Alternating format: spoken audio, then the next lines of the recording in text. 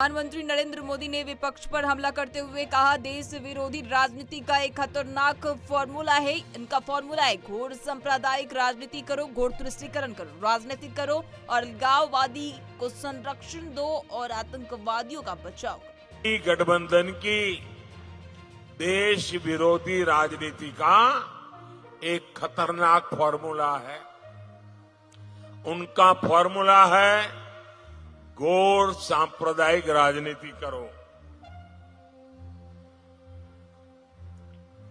घोर तुष्टीकरण की राजनीति करो, अलगाववादियों को संरक्षण दो, आतंकवादियों का बचाव करो और जो उसका विरोध करे उस पर हिंदू मुसलमान करने का आरोप लगा दो।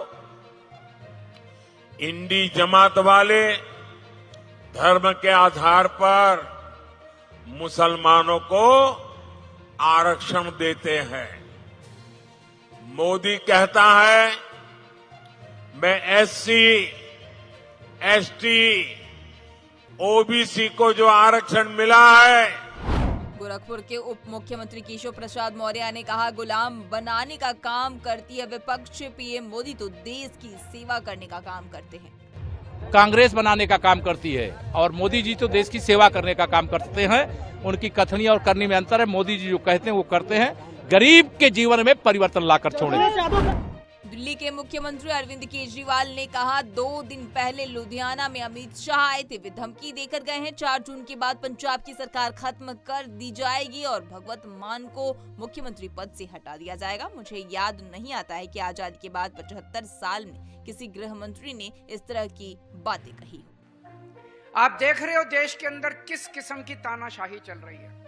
पूरी गुंडागर्दी मचा रखी है इन लोगों ने। लुधियाने में अभी 2 दिन पहले अमित शाह जी आए, वो क्या कह के गए हैं सुना आपने? देखा था वीडियो आप लोगों ने अमित शाह जी का? वो धमकी दे के गए हैं कि 4 जून के बाद पंजाब की सरकार खत्म कर दी जाएगी और भगवंत मान को सीएम के पद से हटा दिया जाएगा। कैसे करेंगे? 92 सीट है हमारी, 117 में से 92 सीट है। खुलेआम धमकी देके जा रहे हैं। मुझे याद नहीं आता पिछले 75 साल में, आजादी के बाद 75 साल में किसी गृह मंत्री ने आके इस किस्म की गुंडागर्दी का स्टेटमेंट दिया हो। खुलेआम धमकी पंजाब के लोगों को देके जा रहे हैं कि पंजाबियों, आप 3 करोड़ पंजाबियों ने जो चुन के सरकार भेजी है, उस सरकार को अब 1 हफ्ते के बाद हम बर्खास्त कर दें।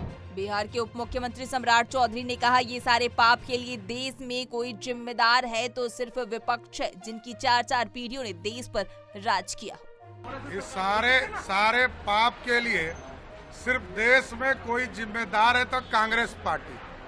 75 वर्ष के आजादी के बाद जिस पार्टी ने 55 साल राज किया हो, जिनकी 4 पीढ़ियां देश पर राज किया हो, उसके बाद यदि कोई प्रश्न उठा रहा है तो सबसे बड़े दोषी कोई हैं तो राहुल गांधी जी का परिवार, जिसने 70 वर्ष तक इस भारत को लूटने का काम। पटना कॉलेज में एक छात्र की पीट कर हत्या मामले में बिहार के पूर्व उप मुख्यमंत्री और राजद नेता तेजस्वी यादव ने कहा, बहुत दुखद है, जब से सरकार आई है तब से कानून व्यवस्था बद से बदतर होती जा रही है। बहुत दुखद है। लॉ एंड ऑर्डर जो है जब से एनडीए की सरकार आई है तब से बदतर होती जा रही है। इन लोगों का प्रशासन पे कोई कंट्रोल नहीं रह गया और जिस तरह से गोली मारी गई है एक छात्र को, उनके परिवार के प्रति हमारी पूरी संवेदना है, लेकिन जो दोषी है उस पर सख्त से सख्त कार्रवाई होनी चाहिए और जल्द से जल्द जो है गिरफ्तारी भी होनी चाहिए और सजा दिलाना चाहिए लोगों को। लेकिन बीजेपी के लोग कह रहे हैं कि सुशासन की सरकार है, कह रहे हैं कार्रवाई हो रही है। जितना अपराध बढ़ता है इनको अच्छा लगता है। भाजपा के लोग आज तक सृजन घोटाला में क्या हुआ उस पर कार्रवाई नहीं, बालिका गृह कांड पे कोई कार्रवाई नहीं। वो तो हम लोग आंदोलन करके लड़े तब जाकर के कार्रवाई हुई, लेकिन आप देखिएगा अभी भी सब चीज ठंडे बस्ते में। खैर, राजद प्रमुख लालू यादव ने कहा, इंडिया गठबंधन की सरकार बनेगी और विपक्ष का सफाया होगा। इंडिया गवर्नमेंट बनेगी, नरेंद्र मोदी का सफाया हो गया, इसलिए बोल रहा कि हम ऊपर से अवतार हैं तो अवतार हैं। केंद्रीय गृह मंत्री अमित शाह के बयान पर राजद नेता मृत्युंजय तिवारी ने कहा, इंडिया गठबंधन के लोग सरकार बनाएंगे और केंद्र सरकार सिर्फ फुटबॉल करेगा। इंडिया गठबंधन के लोग कोई बावेला नहीं करेंगे, इंडिया गठबंधन के लोग सरकार बनाएंगे और बीजेपी में आपस में सिर्फ फुटबॉल करेंगे। अभी तो उनको पता चल जाएगा, सब लोग तो इसी ताक में बैठे हुए हैं।